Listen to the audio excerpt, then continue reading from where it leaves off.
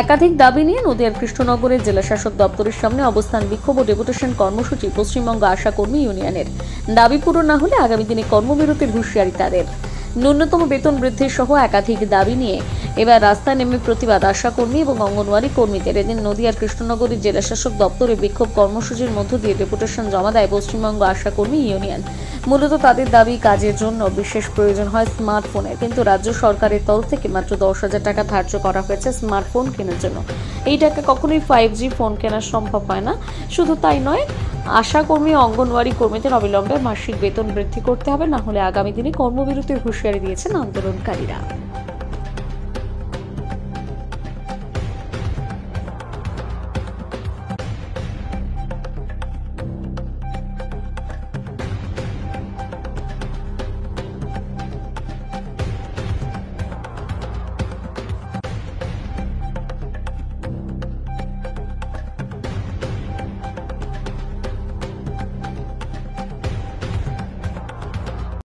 যে শর্তাবলী দিয়েছে রাজ্য সরকার 10,000 করে স্কিম ওয়ার্কারদের টাকা দিয়েছে, কিন্তু মিড ডে মিলদের দেয়নি।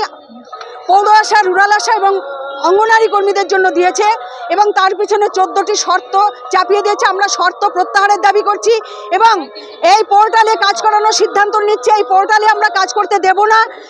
আজকে আমরা এই জন্য পথে নামতে বাধ্য হয়েছি।